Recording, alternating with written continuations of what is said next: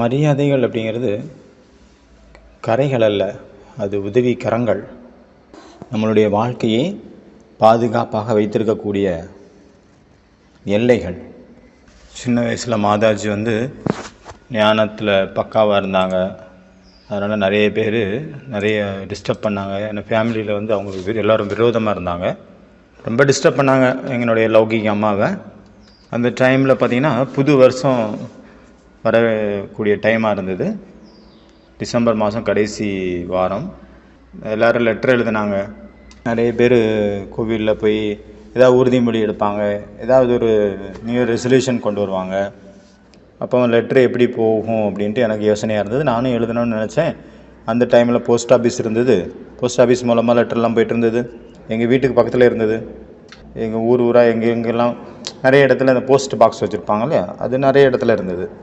நம்ம அதில் கொண்டு லெட்டரை போட்டால் போதும். நானும் லெட்டர் எழுதினேன், பகவான் பேர் போட்டு பகவானுக்காக எழுதினேன். என்னுடைய மாதாஜி இருக்காங்க, ஒன்று பண்ணுங்கள் கடவுளே, ஒன்று இப்படி பண்ணுங்கள். எங்கள் அம்மா பண்ணக்கூடிய தாரணை இருக்குல்ல, தூய்மையாக இருப்பேன் அப்படின்ட்டு இருக்காங்க, அதனுடைய அந்த தாரணையை கட் பண்ணி விட்ருங்க. எங்கள் அம்மாவோட தாரணையை நார்மலாக இருந்துட்டு போட்டோம். இல்லைனா இங்கே சுற்றி இருக்கிற மனிதர்களை கொஞ்சம் மாற்றி விட்ருங்க. ரெண்டில் ஏதாவது ஒன்று பண்ணுங்கள். ஏன்னா மம்மியை வந்து ரொம்ப டிஸ்டர்ப் பண்ணுறாங்க, அவங்களையும் கஷ்டப்படுத்துகிறாங்க, எங்களையும் இது சாப்பிடு அது சாப்பிடு நான்வெஜ் சாப்பிடு அப்படின்ட்டு ரொம்ப டிஸ்டர்ப் பண்ணிகிட்டு இருந்தாங்க, கட்டாயப்படுத்தினாங்க, வலுக்கட்டாயம். நான் நினச்சேன் லெட்டர் எழுதிட்டேன், இப்போ பகவானுக்கு எப்படி போய் சேர்த்துறது? அப்போ அட்ரஸ் எழுதணும் இல்லையா, அட்ரஸ் எழுதினேன். அங்கே ஒரு கோவில் இருந்தது அந்த ஊரில், பெரிய கோவில். நான் அந்த கோவிலோட அட்ரஸ் எழுதினேன், பகவானுடைய பேரில் எழுதினேன். அந்த கோவிலினுடைய மூர்த்தியோட பேரில் என்னுடைய கம்ப்ளைண்ட் என்னெல்லாம் இருந்ததோ எழுதி போஸ்ட் பண்ணிட்டேன்.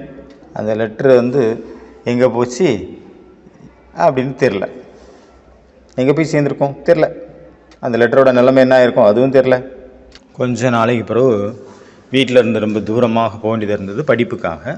நிறைய விஷயங்களில் ரொம்ப ஸ்ட்ரிக்டாக இருந்தது, எங்கள் வீட்டில் தடை இருந்தது, கட்டுப்பாடு அதிகமாக இருந்தது. மாதாஜி ஞானத்தில் இருந்தனால மற்றவங்களும் அதே மாதிரி போயிடக்கூடாது அப்படின்ட்டு மற்றவங்க மேலேயும் ரொம்ப கட்டுப்பாடுகள் விதிச்சிருந்தாங்க வீட்டில். அப்போ சுதந்திரம் இல்லாமல் இருந்தது. எனக்கு தோணுச்சு ரொம்ப பந்தனம், அதிகமான சுதந்திரமே இல்லை இந்த வீட்டில். இது சாப்பிடக்கூடாது அது சாப்பிடக்கூடாது, அங்கே போகாத அங்கே போகாத, இப்போ ஒரே பந்தனமாக இருந்தது. ஆனால் வெளியில் நான் போய் பார்த்தேன், எத்தனை ஃபாஸ்ட் ஃபுட்டு உண்டோ அது எல்லா ஃபேக்ட்ரியும் அந்த ஊரில் இருந்தது. பானிபூரி ஆகட்டும், பிஸ்கெட்டு, சமோசா, ஹோல்சேலும் இருந்தது, ரீட்டைலும் இருந்தது. அப்போ ஒரு தடவை நான் போயிருந்தேன் அந்த ஃபேக்ட்ரிக்கு, எங்கள் சொந்தக்காரங்க தான் வச்சுருந்தாங்க. அப்போ பார்த்தீங்கன்னா மாவு அங்கே இப்படி கிடந்தது தரையில். அப்போ நான் அதில் பார்த்தா நிறைய புழு இருந்தது, புழு வண்டு. அப்போ நான் கேட்டேன் சொந்தக்காரர்கிட்ட, இது க்ளீன் பண்ண மாட்டிங்களா அப்படின்னு. அப்போ அவர் சொன்னார், யார் பார்க்க போகிறா, எதுக்கு க்ளீன் பண்ணணும் அப்படின்னாரு. அவர் சொல்கிறாரு, பானிபூரி பண்ணுறோம் இல்லையா, பானிபூரிலேருந்து இந்த புழு வண்டெல்லாம் எடுத்துட்டோம் அப்படின்னா பானிபூரி நல்லா அப்படி பொங்கி வராது அப்படின்னாரு. அப்போ தான் எனக்கு ரியலைஸ் ஆச்சு, பகவான் ஏன் சொல்கிறாரு அங்கேயும் இங்கேயும் கண்ட இடத்துலலாம் சாப்பிடக்கூடாது அப்படின்னு. அப்புறம் தான் என்னுடைய மாதாஜி மேலே ரொம்ப ரெஸ்பெக்ட் வந்தது, என்னோடய அம்மா மேலே, லௌகிக் அம்மா மேலே, அப்புறம் பாபா மேலே ரொம்ப ரெஸ்பெக்ட் வந்தது. ஏன்னா மம்மி தான் அங்கே சாப்பிடாத எங்கே சாப்பிடாதன்னு சொல்லிட்டு இருந்தாங்க, ஏன்னா அவங்க தான் ஞானத்தில் இருந்தாங்க, மற்றவங்களாம் ஞானத்தில் இல்லை. அப்போ பந்தனமாக தெரிஞ்சது. அதை பார்த்த பிறகு தான் எனக்கு அம்மா மேலே வந்து ரொம்ப ரெஸ்பெக்ட் வந்தது. அப்போ இதுலேயும் நன்மை இருக்குது அப்படின்னு புரிஞ்சுக்கிட்டேன். பகவான் சொல்கிறார் அப்படின்னா அதை கண்ணை மூடிட்டு நம்ம ஃபாலோ பண்ணுறோம் அப்படின்னா கூட அதில் கூட நன்மை, கல்யாணம் தான் இருக்குது, நன்மை தான் இருக்குது. அப்புறம் நான் அன்றைக்கி வந்து மாதாஜிக்கு ஃபோன் பண்ணேன், சொன்னேன், சாரிம்மா, உங்களுக்கு தேங்க்ஸ், நீங்கள் மரியாதைப்படி நடந்தீங்க, என்னையும் நடக்க வச்சிங்க, நிறைய கற்றுக்கிட்டேன் வெளியில் வந்து, சாரி, ரொம்ப நன்றி, இவ்வளோ வருஷமாக என்னை வந்து பாதுகாப்பாக நல்ல நல்ல உணவுகளை கொடுத்து பாதுகாத்தீங்க, ரொம்ப நன்றி. 10 வருஷமாக அப்படி ஃபீல் ஆகிட்டு இருந்தது. இந்த வீட்டில் வந்து நான் பிறந்து தொலைச்சிட்டேனே, இந்த வீட்டை விட்டு வெளியே ஓடிடணும், வேறு எங்கேயாவது பிறந்திருக்கலாம் அப்படின்னு தோணிட்டு இருந்தது. அப்போ மரியாதைகள் அல்ல, நம்மை பாதுகாக்கும் பாதுகாப்பு கவசங்கள். இன்றைய முரளி பார்த்தீங்கன்னா 23/12/1994 மரியாதைகளின் கோட்டிற்குள் அப்படிங்கிற 10 நாள் பட்டியினுடைய 10வது நாள்.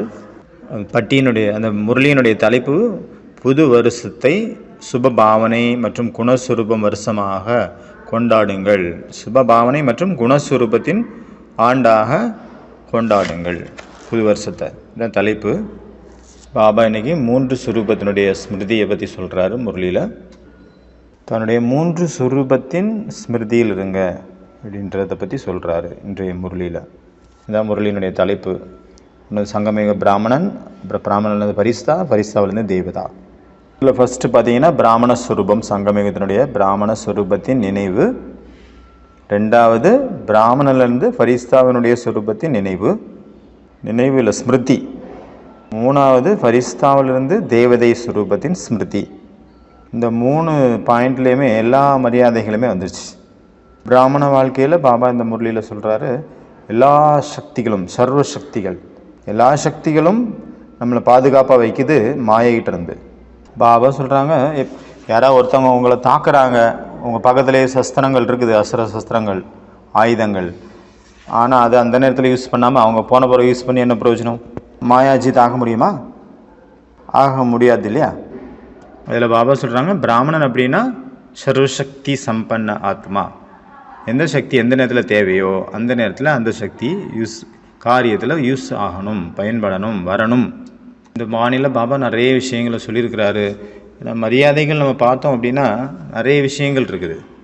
பேசுகிறதுக்கானது, நினைக்கிறதுக்கானது, கர்மத்துக்கானது, பார்க்கறதுக்கானது, நடத்தை, தூங்குறதுக்கு, எந்திரிக்கிறதுக்கு, எல்லாத்துக்குமே மரியாதைகள் இருக்குது.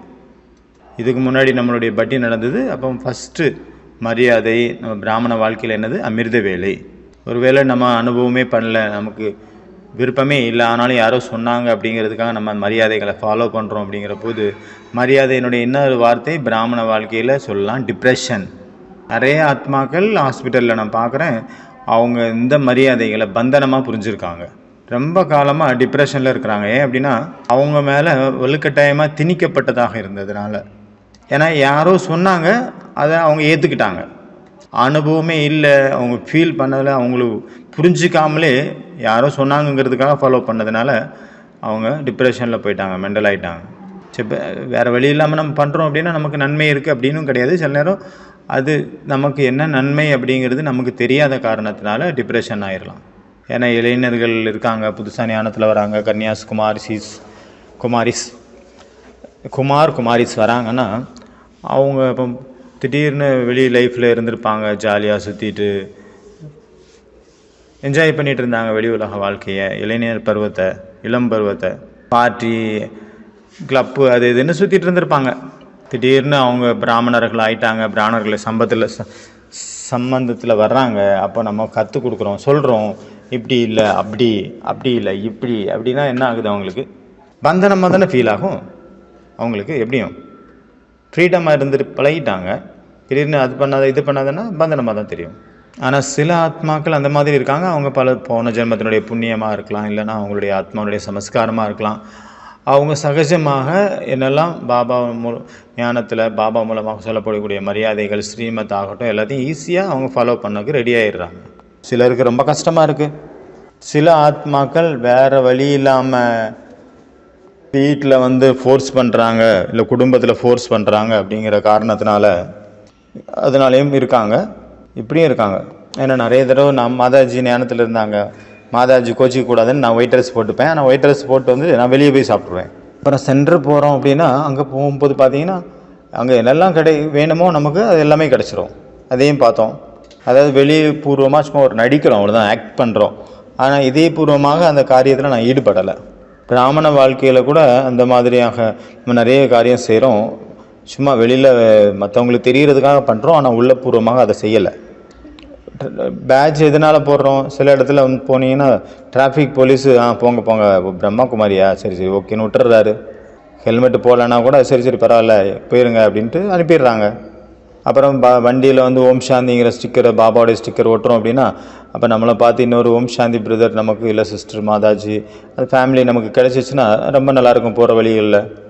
இல்லைன்னா டேக்ஸிலேருந்து அது டோல்கேட்டில் நமக்கு ஃபைன், டேக்ஸ் கட்டாமல் இருக்கிறதுக்கும் அது யூஸ் ஆகுது. சில இடங்களில் நமக்கு என்னெல்லாம் பொருட்கள் கொடுக்கப்பட்டிருக்குதோ அது எல்லாம் நமக்கு ஸ்மிருதிகளை கொடுக்கணும், ஸ்மிருதி சுரூபம் ஆகிறதுக்காக கொடுக்கப்பட்டிருக்கு தெரியாமலே அதை நம்ம யூஸ் பண்ணிகிட்ருக்கோம். பாபா என்ன சொல்கிறாங்க? பேட்ஜு, பிராமணர்களுக்கு பேட்ஜு இருக்குது. அந்த பேட்ஜை பார்த்தோன்னே உங்களுடைய பழைய நினைவுகள் வரணும், ஆதி அனாதி சுரூபத்தின் நினைவு வரணும். அதை நினைவு ஊட்டுறதுக்காக பேட்ஜு கொடுத்துருக்கு. நான் ஆத்மா, ஆக்சுவலி உண்மையிலேயே அந்த நினைவு கொண்டு அதுக்காக கொடுக்கப்பட்டது. ஆனால் நம்ம எதுக்கோ யூஸ் பண்ணிகிட்ருக்குறோம். நிறைய பேர் நான் சீனியர்னு காட்டுறதுக்காகவும் பேட்சை யூஸ் பண்ணுறாங்க. நிறைய பேர் இப்படியும் இருக்காங்க. பாபா குழந்தை ஆனோன்னு அவங்களுக்கு நிறைய லாபம் கிடச்சிது. லாபம் கிடச்சதுனால அவங்க பிராமணர்கள் ஆகிட்டாங்க, பாபா குழந்தை ஆகிட்டாங்க. அது அவங்களுக்கு பேட்சை பற்றி முக்கியத்துவம் தெரியல. ஆனாலும் இங்கேருந்து ஒரு பேட்சு கிடச்சிது, அந்த பேட்சை போட்டாங்க. அப்புறம் அதனால் நிறைய நல்ல விஷயங்கள் நடந்தது. பேட்சு போட்டிருந்தனால யாரோ ஒரு பிகே அவங்களுக்கு ஹெல்ப் பண்ணாங்க, ஏதோ ஒரு ஆபத்துலேருந்து தப்பிச்சிட்டாங்க. அந்த மாதிரி கூட நிறைய பேர் ஞானத்தில் வந்திருக்காங்க. ஒவ்வொரு ஆத்மாக்கள் அவங்கவுங்களுடைய மரியாதைகள் பொறுத்து ஒவ்வொருத்தருக்கும் ஒவ்வொரு விதமான ஒப்பீனியன் இருக்குது, அவங்கவுங்களுடைய கருத்துக்கள் இருக்குது தனித்தனியாக. ஒரு பிரதர் அப்படி தான் ஒரு தடவை ராக்கிக்கு வந்து சிஸ்டர் ராக்கி கட்டினாங்க. அப்போ ராக்கி கட்டினதுலேருந்து அவங்க கோபத்தை கொடுத்துருங்கன்னு சிஸ்டர்ஸ் கேட்டிருந்தாங்க. கேட்டுட்டு தானே நம்ம ராக்கி கட்டுவோம். கோபத்தை கொடுத்துட்றீங்களான்னு கேட்டோன்னா ஓகேன்னாரு. அப்புறம் அதுக்கப்புறம் அவருக்கு கோபமே வரல. அவருடைய ஃப்ரெண்ட்ஸு 5-6 பேர் இருந்தாங்க. அவங்கெல்லாம் பார்க்குறாங்க, எப்படி உனக்கு கோபம் வரல? நான் இந்த ராக்கி கட்டியிருக்கேன்ல, கோவப்படக்கூடாது, அதனால் கண்ட்ரோலாக இருக்கேன் அப்படின்னா. அது என்னை தடுக்குது. அப்போ சொன்னார், அப்போ எனக்கும் கோவம் நிறைய வருது, எனக்கு கட்டி விடு அப்படின்ட்டோன்னா அவர் கட்டி விட்டார். அப்போ அவங்க வீட்டில் பிரச்சனை ஆயிடுச்சு. இவர் கோவப்பட மாட்டேங்கிறான். என்ன ஆச்சு? இவங்க கூட நீ அந்த ஓம் சாந்திக்கு வந்ததுனால இவன் வந்து ஏதோ ஆயிடுச்சு, ராக்கி கட்டியிருக்காரு, அதனால் கோவப்படக்கூடாது. இந்த மாதிரி ஒவ்வொருத்தருக்கும் ஒரு நம்பிக்கைகள். நம்ம இந்த ஞானத்தில் வந்திருக்கோம் அப்படின்னா ஏதோ ஒரு மரியாதைகளில் சில மரியாதைகளில் நம்ம நல்ல விதத்தில் ஃபாலோ பண்ணியிருப்போம். அதனால தான் வந்திருக்கிறோம். ரொம்ப ஆழமான ஆத்மபூர்வமாக நம்ம அதை ஃபாலோ பண்ணியிருப்போம். நம்ம இது வரைக்கும் இந்த ஞானத்தில் இருந்துகிட்டு இருக்கிறோம், இன்னும் முன்னேறி போயிட்டே இருக்கிறோம். அப்போ ஏதோ ஒரு மரியாதைகள் நம்ம அதை போயிட்டுருக்குறோம் கரெக்டாக. அப்போ அந்த மரியாதைகள் நம்மளுடைய 2 கரங்களாக, ஆற்றினுடைய 2 கரைகள் மாதிரி நம்மளை பாதுகாத்துட்டு நம்மளை கூட்டிகிட்டு போயிட்டுருக்கு. நதியினுடைய பாட்டில் கூட வருதுல, நதியின் 2 கரைகள் தான் நான் ஒரு ஆறு, நதியின் 2 கரைகள் அது பந்தனம் அல்ல, அது என்னை கடலை நோக்கி அழைத்து செல்லும் 2 கரைகள் அப்படின்னு. ஆரம்பத்தில் வந்தவுடனே 1 வருஷம் வரைக்கும் நீங்கள் நியமப்படி டெய்லி சென்டருக்கு போகணும், இந்த நியமங்களெல்லாம் ஃபாலோ பண்ணணும் அப்படின்ட்டு சொல்லப்பட்டது. அப்போ தான் பாப் தாதாவை நீங்கள் நேரடியாக பகவான் இந்த பூமிக்கு வந்தாச்சு, அவரை மீட் பண்ணோம் அப்படின்னா 1 வருஷமாவது ஃபாலோ பண்ணாதான் மீட் பண்ண முடியும். இல்லைன்னா அங்கே போனால் கூட அவர் பரமாத்மா ஃபீல் ஆக மாட்டார். பரமாத்மாவை தெரியாது உங்களுக்கு, தாதி தான் தெரிவாங்க. அதனால் ஸ்ட்ரிக்டாக ஃபாலோ பண்ணாங்க நிறைய பேர். அதனால் பழைய சகோதரிகளுக்கு தெரியும் இதெல்லாம். அந்த மாதிரி நிறைய பேர் இருந்தாங்க, சீனியர் ஆத்மாக்களாக இருப்பாங்க. ஆனால் அவங்க வந்து சென்டருக்கே போக மாட்டாங்க. ஆனாலும் அவங்க ஸ்பெஷலாக அங்கே வந்து பாபாவை மீட் பண்ணுறாங்க நிறைய பேர். அப்படி பார்த்தா அவங்க வந்திருக்கவே மாட்டாங்க டெய்லி சென்டருக்கு. ஆனாலும் அவ்யக்த பாப்தாதாவை நேரடியாக அவருக்கு ஸ்டேஜில் போய் மீட் பண்ணிட்டாங்க. அதையும் நம்ம பார்த்துருக்குறோம். ஆனால் அதையும் அப்புறமும் ரிசல்ட்டையும் நம்ம பார்த்துருக்குறோம். அந்த ஆத்மா ஞானத்தில் வரவே இல்லை, அப்புறம் ஞானத்தை விட்டு போயிடுச்சு. என்னெல்லாம் நமக்கு ஃப்ரீயாக இலவசமாக ஈஸியாக கிடைக்குதோ அது இயற்கையினுடைய விதியாக என்னன்னு தெரில, அது நமக்கு நிலைக்கிறது இல்லை. அதுதான் உண்மை. சகஜமாக கிடைக்கிறது சகஜமாக நம்ம கையை விட்டும் போயிடுது. ஒவ்வொரு பிராமண ஆத்மாவும் இந்த ஞானத்தில் வர்றதுக்காக இந்த ஞானத்தில் நிறைய பரீட்சைகளை தாண்டி தான் வந்திருப்பாங்க. யார் எவ்வளோ பெரிய பெரிய கடுமையான பரீட்சைகளை எதிர்கொண்டிருக்காங்களோ அவங்க தான் இப்போ வரைக்கும் இருக்காங்க. தாதிகளுடைய வாழ்க்கையினுடைய அனுபவம் நம்ம கேட்கும்போது நமக்கு என்ன ஆகுது? கண்ணீர் தாரையாக கொட்டுது. எவ்வளோ விஷயத்தை அவங்க ஃபேஸ் பண்ணியிருக்காங்க. நமக்கு துக்கத்தினுடைய கண்ணீர் வரல, அவங்க சொல்லும்போது ஆனந்த கண்ணீர் வருது. அந்த அளவு பிரச்சனைகளை ஃபேஸ் பண்ணியிருக்காங்க பாபா அப்படிங்கிற ஒரு வார்த்தைக்காக.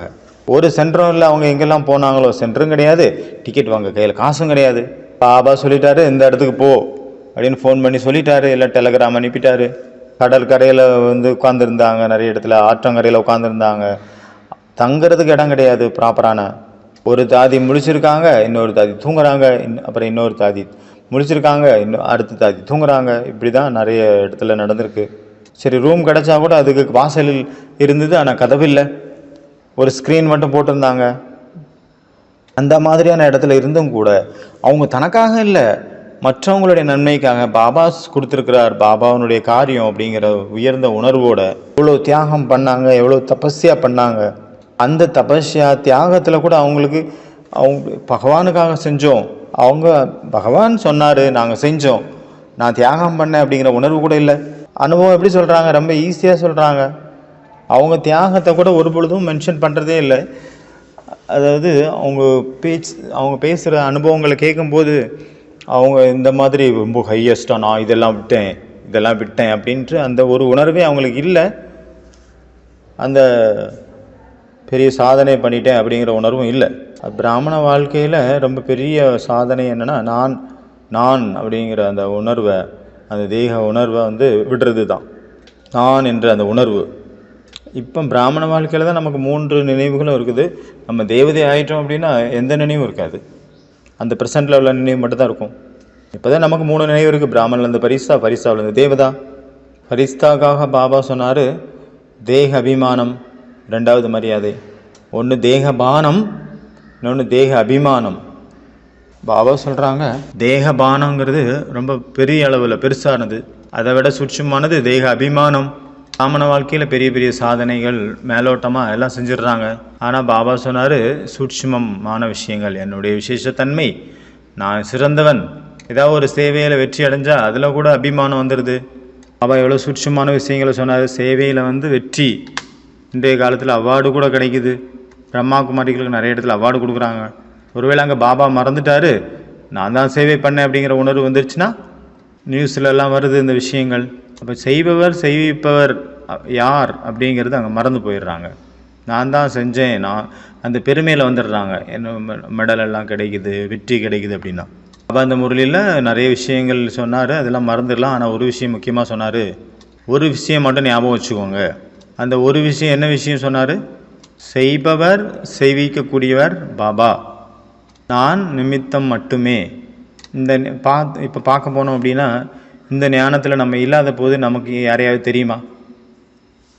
நமக்கு என்ன வேல்யூ இருந்தது அப்படிங்கிறது நமக்கே தெரியும். யோசித்து பார்த்தா எந்த பேக்ரவுண்டில் நம்ம பிலாங்ஸ் பண்ணிகிட்டு இருந்தோம், நம்மக்குள்ளே என்ன குணங்கள் இருந்தது, நான் எங்கே எந்த மாதிரியான இடத்துலேருந்து வந்தேன். பகவான் நமக்கு ஒரு வாய்ப்பை வழங்கியிருக்கிறார். நம்ம இந்த வாய்ப்புக்கு தகுதியானவர் அப்படின்னு சொல்லவும் முடியாது. ஆனால் ஒரு வாய்ப்பு கிடச்சிருக்கு. இந்த வாய்ப்பை பயன்படுத்துறதுக்கு பதிலாக நான் என்னுடையது அப்படிங்கிறதுல நம்ம மாட்டிக்கிட்டோம். சமயம் கொடுத்துருக்கிறாரு பாபா, டைம் கொடுத்துருக்கிறாரு நம்ம காரியம் செய்வதற்காக. டைம் கொடுத்துருக்கிறாரு நல்ல காரியங்கள் செய்கிறதுக்காக, பிரபுவனுடைய காரியம் செய்கிறதுக்காக, பிரபுவின் மூலமாக ஆஸ்தி அடையிறதுக்காக டைம் கொடுக்கப்பட்டிருக்குது. ஒழுங்காக பயன்படுத்தலை அப்படின்னா கடைசியில் பச்சாதாபம் தான் ஏற்படும். பாபா சொல்கிறாங்க, ரத்த கண்ணீர் வடிப்பீங்க. சிலர் ரத்த கண்ணீர் வடிக்க வேண்டியது வரும். ஆனால் பாபாவை நம்ம அடைஞ்சிட்டோம். பாபாவை அடைந்த பிறகும் கூட அது புரிஞ்சுக்காத காரணத்தினால மரியாதைகளை நிறைய நம்ம நடக்காமல் அதை வேலியை தாண்டுறோம். அதாவது மரியாதைகள் ஈஸியானதாக இருக்கணும், அதை ரொம்ப கஷ்டமாக பெருசாக நம்ம ஆக்கிடக்கூடாது. சில நேரம் இப்படியே இருக்கும், நமக்கு ஈஸியாக இருக்கும் ஒரு விஷயம், ஆனால் மற்றவங்களுக்கு அது கஷ்டமாக தெரியும். நமக்குள்ளே நிறைய அவகுணங்கள் இருக்குது, அது நம்ம வின் பண்ணுறதுக்கு ரொம்ப கஷ்டமாக தெரியும்.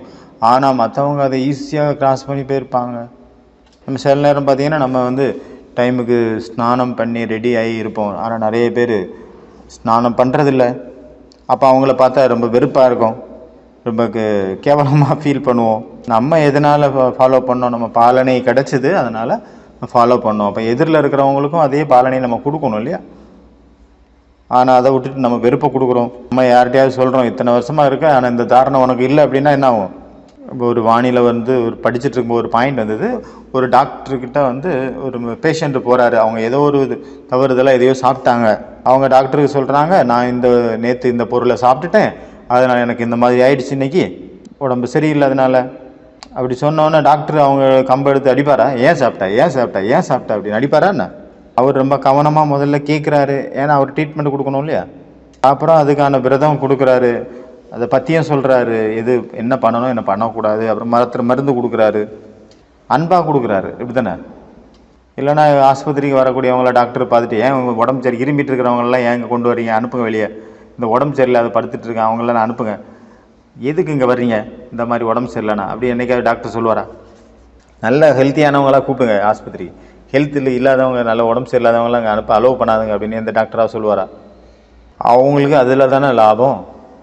அப்போ அவங்க அந்த மாதிரி தான் எதிர்பார்ப்பாங்க. டாக்டர்களுக்கு உடம்பு சரியில்லாதவங்க தான் வேணும், உடம்பு சரி இருக்கிறவங்க அவங்களுக்கு தேவையில்லை. அந்த மாதிரி ஒரு உணர்வு நமக்கு இருக்கணும். ஒரு தடவை நான் படித்தேன், மகாத்மா காந்திஜி அவருடைய புத்தகத்தில் எழுதியிருந்தார். அதாவது அவர் ஃப்ரெண்ட்ஸு கூட போய் பீடி குடித்தார், அப்புறம் சினிமாலாம் போய் படம் பார்த்தாரு அப்படின்னு சொன்னதை அவங்க அப்பாக்கிட்ட போய் சொல்லிட்டார் அவர். அப்போ நானும் நினச்சேன், அப்போ நம்மளும் அதே மாதிரி இருக்கணும்.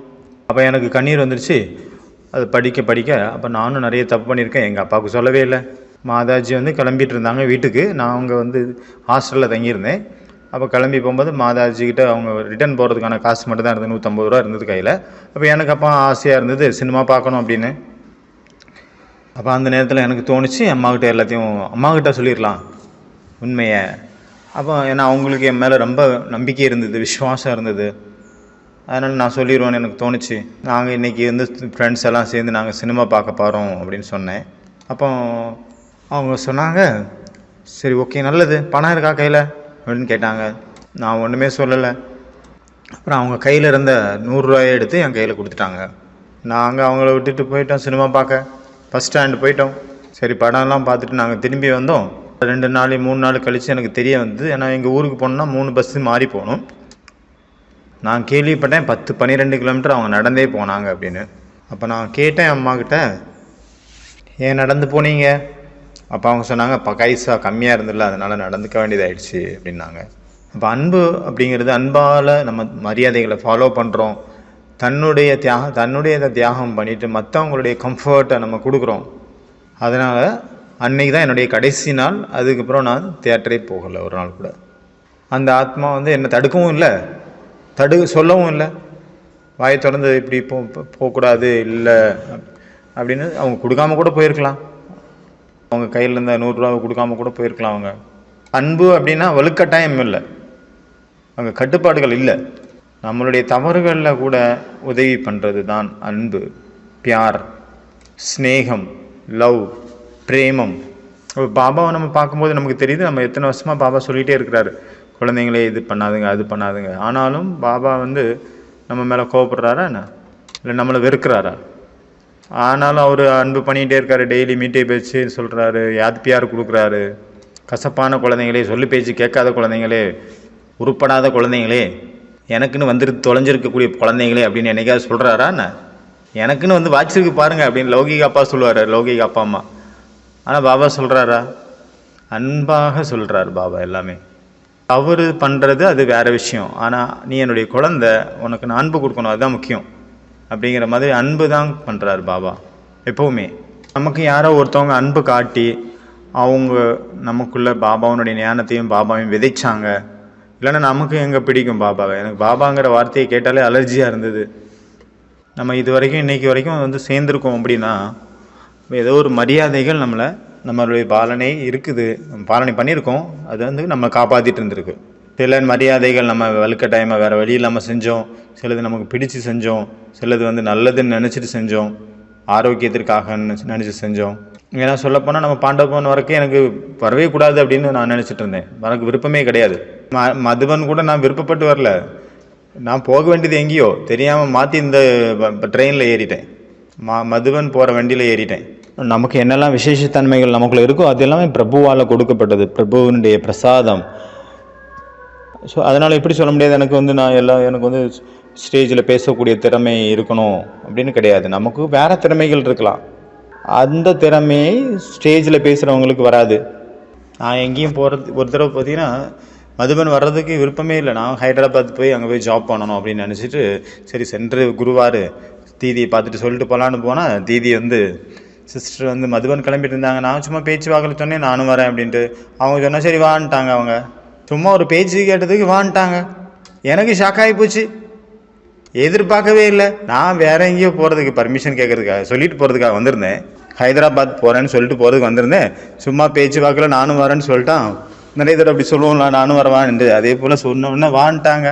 அப்போ பெரியவங்க வான்னு சொன்னோன்னே எனக்கு அப்போ மறுத்து பேசுறதுக்கெல்லாம் வாய் வராது. நான் அப்போ ஐயோ பெரியவங்க சொல்லிட்டாங்க போய் தான் ஆகணும்.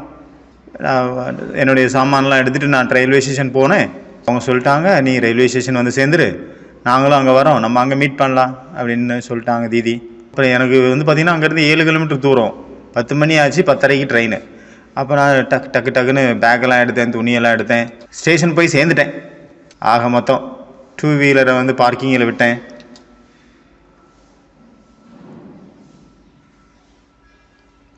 ஒரு பிரதர் தீதியை விடுறதுக்காக வந்தார். அவர்கிட்ட சொன்னேன் டிக்கெட் இல்லை. தீதி சொன்னாங்க, நான் வந்துட்டேன். அவர் சொன்னார் இப்போ டிக்கெட் போட்டுக்க அப்படின்னாரு. டக்குன்னு டிக்கெட் எடுத்து கொடுத்தாரு. அப்போ நான் வாங்கிட்டேன். ஏன்னா அந்த டைமில் கன்ஃபார்ம் டிக்கெட்லாம் கிடையாது, அன்ரிசர்வ். அதாவது தட்கால் டிக்கெட்டுக்குள்ளே நார்மல் டிக்கெட்டே கிடச்சிருச்சு, அன்ரிசர்வ் கூட இல்லை. ரிசர்வேஷன் டிக்கெட்டு உடனே கிடச்சிருச்சு காலையிலே. தட்கால் கூட எடுக்க வேண்டிய நிலைமை வரல. அந்த நேரத்தில் கிளம்புறதுக்கு அந்த ஸ்பாட்டில் எடுத்ததுனால எல்லா ஷார்ட்டும் ப்ரிப்பேர் ஆகிடுச்சு. அதனால் நிறைய டிக்கெட் கேன்சல் ஆகிருந்திருக்கு, எனக்கு கன்ஃபார்ம் டிக்கெட் கிடச்சிருச்சு. அப்போ நான் நினச்சேன் எனக்காக இது கடைசி ட்ரெயின் போல் அப்படின்னு. பாண்டவன் நம்ம மதுபன் சேர்ந்துட்டோம், கீழே வந்துட்டேன். ஆனால் மேலே சேர்றது அது பெரிய ஸ்டோரி, அது இருக்கட்டும், அப்புறம் பார்க்கலாம். அப்போது கீழே கிளாஸ் கேட்டிருந்தேன். யாரோ ஒருத்தவங்க சொன்னாங்க மேலேயும் கிளாஸ் நடக்குது பாண்டவ பவனில் அப்படின்னு. அப்போ பாண்டவபவனில் தங்கியிருந்தேன். அங்கே கூட கீழே கிளாஸ் நடந்தது, மேலே ஓம் சாந்தி பவன்லேயும் கிளாஸ் நடக்குதுன்னாங்க. நான் தேடிட்டு இருந்தேன் எங்கே நடக்குது கிளாஸு அப்படின்னு. ஏன்னா கிளாஸ் தொடங்குறதுக்கு முன்னாடி இங்கே ஒரே இருட்டாக இருக்கும். அந்த நேரத்தில் ஒன்றுமே தெரியலை, இருட்டாக இருக்குது. அந்த ஸ்பாட்டில் தான் லைட் போடுவாங்க அந்த நேரத்தில். இப்போ நான் நினச்சேன் ஒரு ஹாலில் தான் எப்படியும் நடக்கும் அப்படின்னு. எல்லா கேட்டையும் நான் ட்ரை பண்ணேன், எங்கேயாவது ஒரு இடத்துல திறக்கும் அப்படின்னு. ஒன்றுமே தெரிய மாட்டேங்குது. ஒருவேளை உள்ள கிளாஸ் நடக்குதோ அப்படின்னு யோசிச்சுட்டே இருந்தேன், தேடிட்டே இருந்தேன். எல்லா கேட்டையும் தள்ளி பார்த்தேன், ஏதாவது ஒன்று திறக்குமா அப்படின்னு. ஏன்னா இருட்டாக இருந்தது, எங்கேயுமே திறக்கலை. நாள் இப்படியே கழிஞ்சு போயிடுச்சு. நாள் இப்படி மிஸ் ஆயிடுச்சு. தேடி பார்த்துட்டு போயிட்டேன். அடுத்த நாள் நான் அதே போல் பார்த்தேன், எப்படியும் கிளாஸ் நடக்குது எங்கேயோ ஒரு இடத்துல அப்படி. ஆனால் எங்கேன்னு தெரில, தேடுவோம் அப்படின்னு தேடினேன். ஏன்னா அந்த நேரத்தில் லைவ் கிடையாது. லைவாக இருந்தால் நம்ம இதில் பார்த்துக்கலாம், ஆனால் லைவ் இல்லை அப்போ. அதனால் எங்கே கிளாஸ் நடக்குதுன்னு தெரியாது, ஆடியோ மட்டும்தான் வரும். நான் நினச்சேன் கீழே மெடிடேஷன் ரூம் இருக்குல்ல, பாபா ரூம், அங்கே நடக்கும் அப்படின்ட்டு அங்கே போய் தேடினேன். ஃபஸ்ட் ஃப்ளோரில் யோகா நடந்துகிட்டே இருந்தது. அங்கே யோகா தான் நடந்தது, கிளாஸ் இல்லை. அப்புறம் 5:45 பிறகு தேடினேன், 4:45 பிறகு தேடினேன். கீழே லைப்ரரியில் தேடினேன், பின்னாடி வரைக்கும் தேடி பார்த்தேன், எங்கேயுமே ஒன்றுமே தெரில. அப்புறம் கடைசியாக ஒரு பிரதர் யோகா பண்ணிட்டு இருந்தார். அவரை நான் எழுப்பி கேட்டுட்டேன், டிஸ்டர்ப் யோகாவில் இருக்கார், டிஸ்டர்ப் பண்ண வேண்டாம், எந்த வத்தை கலைத்தாயா பிடி சாபத்தைன்னு கொடுத்துடக்கூடாது அப்படின்னு பயத்திலே இருந்தாலும் நமக்கு இது கிளாஸ் மிஸ் ஆகுதே, தெரிஞ்சே ஆகணும், டிஸ்டர்ப் பண்ணுவோம், பரவாயில்ல சாபம் கிடைச்சாலும் அப்படின்ட்டு அவரை எழுப்பி கேட்டுட்டேன். ஏன்னா கேட்டுட்டு நம்ம எப்போவுமே கேட்டே வரும். அவங்க எல்லாரும் சொல்லுவாங்க இங்கே தான் நடக்குது. ஆனால் இங்கே வந்தால் அங்கே பூட்டி இருக்குது. ஏன்னா நான் கொஞ்சம் சீக்கிரம் வந்துடுவேன், அதனால் அவங்க அந்த டைமுக்கு தான் லைட் போடுவாங்க போல். அந்த பிரதர் ஒன்று சொன்னார், அந்த தபஸ்வி யோகி அந்த கிளாஸ் பக்கத்தில் தான் நடக்குது அப்படின்னு. அப்போ பக்கத்தில் பார்த்தா ரிசப்ஷன் இருந்தது. ரிசப்ஷன் பார்த்தீங்கன்னா மூடி இருந்தது. கேட்டு உள்ள இருட்டு, திறந்து பார்த்தா தள்ளி பார்க்கணும், ஓப்பன் ஆக மாட்டேங்குது. அதாவது அது வர்ற வழி வேறு, ஆனால் உள்ளே தான், இந்த வழி கிடையாது, தானே ஆட்டோமேட்டிக் லாக் இது. அப்புறம் எனக்கு தெரிஞ்சு போச்சு, சரி தெரிஞ்சு தான் போச்சே, இனி அப்புறம் வரலாம். அப்புறம் லேட்டாக வந்தேன், பார்த்தேன் அப்போ கிளாஸ் நடந்துகிட்டு இருந்தது. அந்த நேரத்தில் பார்த்தேன் கிளாஸ் நடந்துட்டு இருந்தது. அப்போ சச்சின் பாய் மலேசியா போயிருந்தார், நான் அந்த நாள் தான் வந்திருந்தேன். அப்போ நான் உட்காந்துட்டேன் கிளாஸில். அப்போ ரொம்ப நல்லா பிடிச்சிருந்தது. 2-3 நாளைக்காக சேவையில் வந்திருந்தேன். சில 2-3 வார்த்தைகள் எனக்கு பிடிச்சிருந்தது, அது எனக்கு டைமண்டாக இருந்தது, எனக்கு நல்ல ஃபீல் ஆச்சு. அப்போ எனக்கு தோணுச்சு, இந்த கிளாஸு ரொம்ப நல்ல கிளாஸு, இந்த கிளாஸு உடனே எல்லாருக்கும் கிடைக்கணும். அப்படி கிடையாது இன்றைக்கி உள்ளது நாளைக்கு அப்படின்னு, இன்றைக்கே கிடைக்கணும், உடனே கிடைக்கணும், சொல்லவே கிடைக்கணும் அப்படின்னு நினச்சிட்டு எனக்கு தோணுச்சு. அதாவது லைவாக போகணும் அப்படின்னு எனக்கு தோணுச்சு. அப்போ எனக்கு தோணுச்சு, பாபா நான் வேறு ட்ரெயினை பிடிச்சிருந்தேன் அப்படின்னா நான் அங்கே ஜாப்புக்கு போயிருப்பேன், ஹைதராபாத்து, வேறு ஏதாவது பண்ணிகிட்டு இருந்திருப்பேன். நீங்கள் கரெக்டான ட்ரெயினில் ஏற்றி விட்டீங்க. இப்போ நான் திரும்பி போக மாட்டேன், என்ன நடந்தாலும் சரி திரும்ப மாட்டேன். அப்போ நான் வீட்டில் அம்மாவுக்கு ஃபோன் பண்ணி சொல்லிட்டேன், நான் ஒரு பிஸ்னஸ் பண்ணிகிட்டு இருந்தேன்ல, அதில் நிறைய நஷ்டமாயிடுச்சு, கடங்காரங்கள்லாம் நிறைய விட்ட கடன் வாங்கிட்டேன், அவங்களாம் என்னை எப்போ வேணாலும் தூக்கி ஜெயிலில் போட்டுருவாங்க, அதனால நான் இங்கே மறைஞ்சிருக்கேன், கொஞ்ச நாளைக்கு ஒளிஞ்சிருக்கேன் அப்படின்னு. அதனால் ஃபோனை சுவிட்ச் ஆஃப் பண்ண போகிறேன், யாருக்கும் தலை காட்ட போகிறதில்ல. அதனால் நீங்கள் என்ன பண்ணுங்கள், நான் எங்கே இருக்கேன்னு யாருக்கும் சொல்லக்கூடாது, ஓகே அப்படின்ட்டேன். ஏன்னா அவங்கள ரொம்ப பயமுறுத்திட்டேன், ஏன்னா அவங்க தான் எங்கேயும் போகக்கூடாதுன்னு சொன்னாங்க. அதனால் அப்போ நீங்கள் போலீஸ் ஸ்டேஷனில் கம்ப்ளைண்ட் கொடுங்க, என் பையன் தொலைஞ்சு போயிட்டான் அப்படின்னு. நான் விரோதமான விஷயங்களை, அது நெகட்டிவான விஷயம்லாம் சொல்லிட்டேன் மம்மிக்கு. ஏன்னா யாராவது உங்களை கேட்க வந்தாங்கன்னா நான் ரொம்ப தப்பான காரியம் பண்ணிட்டேன், நான் எங்கே இருக்கேன்னு சொல்லிடாதுங்க, எனக்கு உசுருக்கு ஆபத்து, இல்லைன்னா ஜெயிலில் போட்டுருவாங்க. ஆனால் உண்மையிலே அப்படி எதுவுமே கிடையாது. நான் அப்படியே மாதாஜிகிட்ட கதை விட்டு வச்சுருந்தேன். அப்போ மாதாஜி யார்ட்டையும் வாய் திறக்க மாட்டாங்க, நம்ம இருக்கிற இடத்த சொல்ல மாட்டாங்க அப்படின்னு. மாதாஜி சொல்லிட்டாங்க, ஓகே யாருக்கும் சொல்ல மாட்டேன் மோகனே, நீ அங்கே பாதுகாப்பாக இரு அப்படின்னு, உடம்பை பார்த்துக்க அப்படின்னு சொல்ல ஆரம்பிச்சிட்டாங்க. அவங்க போய் போலீஸில் கம்ப்ளைண்ட் பண்ணிட்டாங்க. நான் மொபைலை சுவிட்ச் ஆஃப் பண்ணிட்டேன். 7 மாதம் வரைக்கும் மொபைல் சுவிட்ச் ஆஃபில் இருந்தது. வந்தது என்னமோ 2-3 நாளைக்காக. அப்புறமா அந்த மாதிரி நான் இன்னும் சாக்கு போக்கு சேர்த்து சொல்லிகிட்டே இருந்தேன். மாதாஜிக்கு கொஞ்சம் டவுட் வந்துடுச்சு. ஏன்னா இங்கே நல்லா தான் போயிட்டு இருந்தது பாபா வீட்டில், இங்கேருந்து எதுக்கு அங்கே போகணும் அப்படின்னு எனக்கு தோணுச்சு. இங்கேருந்து எல்லா பிஸ்னஸையும் நான் ஸ்டாப் பண்ணேன், கொஞ்சம் கொஞ்சமாக மெதுவாக. நான் நிறைய பிஸ்னஸ் பண்ணிகிட்டு இருந்தேன். அந்த நேரத்தில் அதை டிஸ்க்ளோஸ் பண்ணுறதே இல்லை, அது சேஃபாகவே வச்சுருந்தேன். எப்போவுமே லைஃப் ஸ்டைல் என்ன இருந்ததோ அதை நான் மாற்றுறதே இல்லை ஒரு தூரம் கூட. இப்போ நான் பாபாக்கிட்ட சொன்னேன், பாபா நான் இங்கே இருக்கணும் அப்படின்னா அந்த மாதிரி ஒரு சேவை எனக்கு கொடுங்க, நான் இங்கேருந்து போக முடியாது. அந்த மாதிரி எல்லா ஆத்மாக்களுக்காகவும் இந்த வகுப்பு லைவாக உடனே அந்த ஸ்பாட்டில் போய் சேரணும். எனக்கு என்ன ஃபீல் ஆகுதுன்னா, அதிகாலையினுடைய அந்த வைப்ரேஷன் ரொம்ப பவர்ஃபுல்லாக இருக்குது. அதனால் அதிகாலையில் எல்லாருக்கும் போய் சேர்ந்துடணும், சூரியன் வர்றதுக்கு முன்னாடி. அதாவது லைவாக போயிடணும் எல்லாத்துக்கும். அப்போ ஃப்ரெஷ்ஷாக கேட்டுருவாங்க அந்த நேரத்தில். அப்போ பவர்ஃபுல்லாக இருக்கும், அவங்க ஃப்ரெஷ் அப்படியே கேட்ச் பண்ணிப்பாங்க. எல்லாருக்கும் ஃபீல் ஆகணும் நான் மதுபனில் உட்காந்து கேட்டுட்ருக்கேன் அப்படின்னு. அப்புறம் கொஞ்சம் மாதத்துக்கு அப்புறம் யூடியூப் சேனலை ஓப்பன் பண்ணோம். எனக்கு ஒரு வாய்ப்பு கிடச்சிது. அப்போ பகவானுக்கு, பாபாவுக்கு நான் நன்றி சொன்னேன்.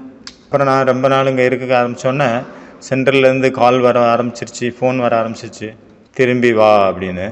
எப்படியோ வந்து தான் ஆகணும் அப்படின்னு எல்லோரும் என்னை தேட ஆரம்பிச்சிட்டாங்க. ஏன்னா பிஸ்னஸ் கனெக்ஷனில் யாரெல்லாம் இருந்தாங்களோ அவங்களாம் என்னை தேட ஆரம்பிச்சிட்டாங்க. ஏன்னா நிறைய பேர் என் கூட வேலை செஞ்சு நல்ல லாபம் போயிட்டு இருந்தது. அதனால் என்னை தேட ஆரம்பிச்சிட்டாங்க. அப்போ அந்த நேரத்தில் கொரோனா வந்தது, அதனால் நான் தப்பிச்சேன். கொரோனாவுக்கு தான் நன்றி சொல்லணும். ஒரு நதி பார்த்திங்கன்னா அது வந்து ட்ராவல் பண்ணி கடலோடு சேர்ந்து கடலாயிடுச்சு. ஆனால் ஒரு நதி அங்கேயே நின்றுடுச்சு, அது குளமாயிடுச்சு. ஆனால் நாளையிலேருந்து ஒரு பட்டி ஆரம்பிக்க போகுது. அதான் பாய்ஜி வந்து இப்போ இன்ஸ்ட்ரக்ஷன் கொடுப்பாரு. ஏன்னா டைம் ரொம்ப ஆயிடுச்சு. ஓம் சாந்தி. சச்சின் பாய் வருவார், உங்களுக்கு நிறைய டைரெக்ஷன் கொடுப்பாரு, அதை கேளுங்க. நாளையிலேருந்து பட்டி ஆரம்பிக்க போகுது, புது 6 பட்டி. ஓம் சாந்தி. நாளையிலேருந்து புது சீரீஸ் ஸ்டார்ட் ஆக போகுது. 1995வது வருடத்தினுடைய அவ்யக்த முரளியினுடைய பட்டி. மொத்த அவ்யக்த முரளி 31 இருக்குது. 31 நாளைக்காக ஜனவரி மாதம் ஃபுல்லாக அரை மணி நேரம் கிளாஸு. ரூல்ஸ் 2 ரூல்ஸ் என்னென்னா, எக்ஸாக்ட் அரை மணி நேரம் தான் டைம், கரெக்டாக அரை மணி நேரம் தான் கிளாஸ். 6 மணிக்கு நீங்கள் கிளாஸ் ஸ்டாப் பண்ணிடணும். 5:30க்கு கிளாஸ் ஸ்டார்ட் ஆகும், 6 மணிக்கு முடிச்சிடணும். ஓகே. இந்த 1994 வருஷத்தினுடைய ஒரு முரளி பெண்டிங் இருக்குது, 31/12/1994 அந்த வாணி. அந்த முரளியை வந்து நம்ம எடுப்போம் 17ஆம் தேதி. புது சீரீஸ் நம்ம நாளையிலேருந்து ஸ்டார்ட் ஆகுது. டைம் வந்து 5:30லேருந்து 6 லைவு. அந்த சீரீஸோட தலைப்பு த கிரேட் அன்லேர்னிங். லேர்னிங் இல்லை, அன்லேர்னிங். அதனால் என்னெல்லாம் நம்ம படிச்சிருக்கோமோ தெரிஞ்சிருக்கோமோ அதை எப்படி அன்லேர்னிங் எப்படி பண்ணுறது, அதாவது அன்ஸ்கூலிங் எப்படி பண்ணுறது, அதை எப்படி மறக்கிறது. கற்றுக்கிறது ஞானம் கிடையாது, ஞானங்கிறது கற்றுக்கிறது கிடையாது. நேற்று நம்ம பார்த்தோம் இல்லையா, 0 லெவல் ஆஃப் லேர்னிங். அதாவது கற்றுக்கொள்வதில் கூட பல விதமான லெவல்ஸ் இருக்குது. இது வந்து 0 லெவல், அதாவது எதுவுமே கற்றுக்கல, மௌனம். நாளையிலேருந்து ஹிந்தி சீரீஸ், இது வந்து இங்கிலீஷ் சீரீஸு. ஆனால் ஹிந்தி சீரீஸும் ஸ்டார்ட் ஆகுது நாளையிலேருந்து. அதனுடைய தலைப்பு பார்த்திங்கன்னா ஓ ஃபரிஸ்தா ஹே, ஓ ஃபரிஸ்தாவே அப்படிங்கிற ஒரு சீரீஸ். டெய்லி அவ்யக்த முரளிலேருந்து அதுலேருந்து 3 பாயிண்ட்ஸ். பரிஸ்தாவை பற்றிய 3 விஷயங்களை, பரிஸ்தா என்றால் அப்படிங்கிற 3 பாயிண்ட்ஸை அதுலேருந்து எடுக்கணும். இது நாளையிலேருந்து ஸ்டார்ட் ஆகும் பட்டி. ஓகேயா? ஓ ஃபரிஸ்தே, ஃபரிஸ்தா என்றால் அப்படிங்கிற பட்டி அப்படின்னு வச்சுக்கலாம். அது 5:30லேருந்து 6 மணி வரைக்கும் லைவாக வரும் ஹிந்தியில். அதனால் பெல் அடிக்கிறதுக்கு முன்னாடியே, நீங்கள் அலாரம் அடிக்கிறதுக்கு முன்னாடியே ஸ்டாப் பண்ணிடுங்க. அப்படி முடிக்கிறவங்க தான் ஃபரிஸ்தா. அதாவது ஃபரிஸ்தாவினுடைய ஒரு புத்தகம் இருக்குது பச்சை கலரில் இலக்கியத்தில். ஃபரிஸ்தா என்றால் அப்படின்ட்டு அந்த புக்கு இருக்குது. அதில் நிறைய அடையாளங்கள் இருக்குது, ஃபரிஸ்தாவை பற்றிய விளக்கங்கள். 142 பாயிண்ட்ஸ் இருக்குது. அது எல்லாமே பாட்டாக மாற்றிட்டாங்க. அதனால் நாளையிலேருந்து புது வருஷம் வரப்போகுது. இன்றைக்கி பாபா கூட வரப்போகிறார், பாபா மீட் இருக்குது. அதனால் இது வரைக்கும் இந்த வருஷம் ஃபுல்லாக என்னெல்லாம் நடந்ததோ அதை வந்து அதன் மீது வெறுப்புணர்வு இருக்கக்கூடாது, நன்றி உணர்வு கொண்டு வரணும். இந்த 25வது வருடமானது, 2025 வருடமானது எனக்கு நிறைய கற்றுக் கொடுத்தது. அதனால் நான் நிறைய விஷயங்களை கற்றுக்கிட்டேன் அப்படிங்கிற, அதனால் நன்றி. அந்த 2025க்கு நம்ம நன்றி உணர்வோட மகிழ்ச்சியாக விடை கொடுக்கலாம். என்ன நடந்திருந்தாலும் சரி, அதை மனசார அதை ஏற்றுக்கோங்க. அதுலேருந்து நான் நிறைய விஷயங்களை கற்றுக்கிட்டேன். என்ன நடந்திருந்தாலும் சரி. சுக்கரானா பயிற்சி பார்த்தோம் இல்லையா நேற்றுக்கு. அப்புறம் நன்றி உணர்வு தமிழில், கிரேட்ஃபுல்னஸ், ஆட்டிடியூடு. அப்புறம் புது வருஷத்துக்காக தன்னைத்தானே நம்ம செட் பண்ணணும். இதில் நான் என்னென்னலாம் பண்ணணும், என்ன கற்றுக்கணும், என்ன தாரணைகள் எனக்குள்ளே கொண்டு வரணும், எனக்குள்ளே அது இல்லையோ, அது எனக்கு மற்றவங்கள்ட்ட நான் பார்க்குறேன் நிறைய விஷயங்கள், ஆனால் அது என்கிட்ட இல்லை, அது என்கிட்ட இருக்கணும் அப்படின்னு நான் நினைக்கிறேன். அந்த விஷயம் அது நமக்குள்ளே வந்துடுச்சு அப்படின்னா அப்போ நமக்கு ரொம்ப குஷி ஏற்பட்டுருது. அதனால் புதுசாக ஏதாவது ஒரு திறமைகள், புதுசாக ஏதாவது ஒரு பயிற்சி, புது ஊக்கம், உற்சாகம் எல்லாமே புதுசை கொண்டு வாங்க. அதனால் தன்னைத்தானே நீங்களே சுயம் ஊக்கம் உற்சாகத்தில் கொண்டு வாங்க. நீங்களே டிசைன் பண்ணுங்கள், நீங்களே ப்ராக்டிஸ் பண்ணுங்கள், நீங்களே அதற்கான முடிவு எடுங்க. ஓகே. ஓம் சாந்தி.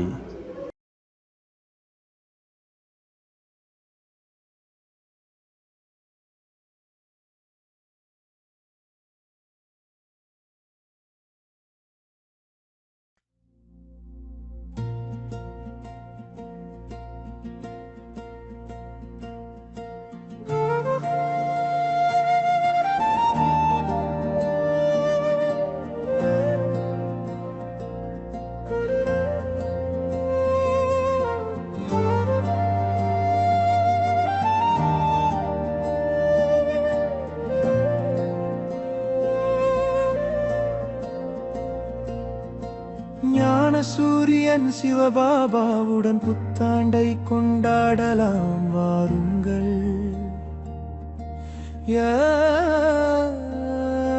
வரவேற்கிறோம், நல்வரவேற்கிறோம், மங்களம் நல் மங்களம்.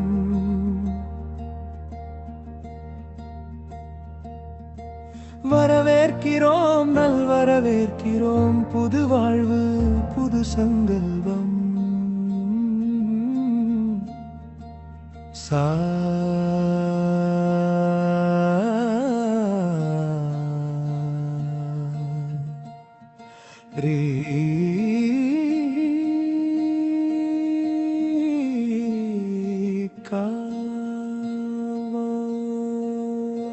ஞான சூரியன் சிவபாபாவுடன் புத்தாண்டை கொண்டாடலாம் வாருங்கள். வரவேற்பு 2026 உனக்கு. ஆடி பாடி மகிழ்வோம், உலகமெல்லாம் ஒன்றாக. சூரியனுடன் வந்தாய் புதிய விடியல், நம்பிக்கையின் குடிசூழல்வம் மீண்டும். புது நம்பிக்கை மீண்டும், புது ஜோதியாரும், புது மொழி மீண்டும். ஞான சூரியன் சிவபாபாவுடன் புத்தாண்டை கொண்டாடலாம் வாருங்கள். வரவேற்பு 2026 உனக்கு.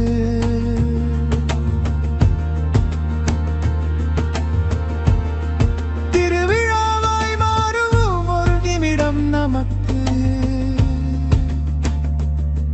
புது இலக்குகள் முன்னே, புது ஆசைகள் மனமே.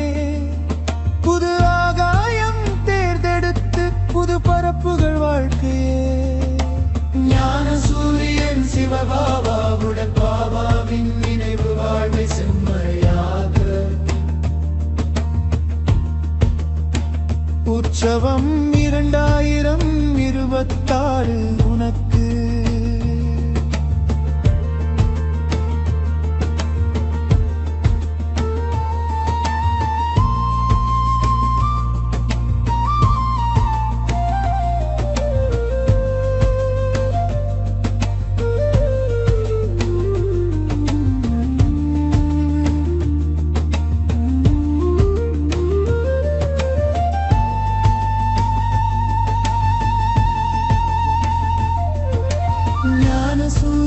சிவபாபாவுடன் புத்தாண்டை கொண்டாடலாம் வாருங்கள்.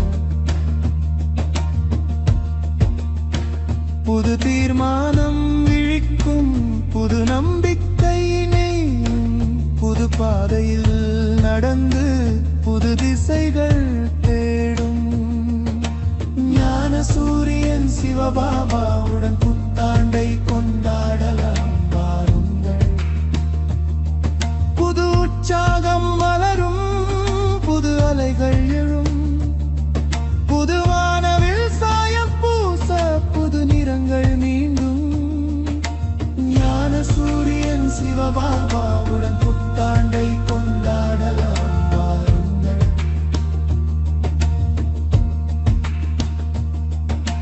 வெற்றியின் ஒளி நீ புதிதாய் பிரகாசிக்கும்.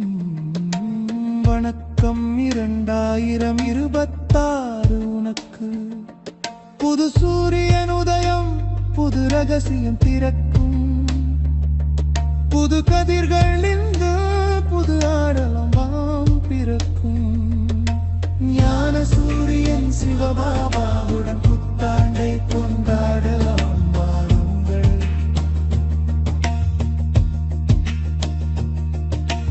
ஞான சூரியன் சிவபாபாவுடன் புத்தாண்டை கொண்டாடலாம் வாருங்கள். மகிழ்ச்சியின் காலம் இனி வந்ததே, நல்லாகமனம் 2026 உனதே. ஆடி பாடி மகிழ்வோம் உலகமெல்லாம். அபிவாதனம் 2026 உனக்கு. ஞான சூரியன் சிவபாபாவுடன் புத்தாண்டை கொண்டாடலாம் வாருங்கள்.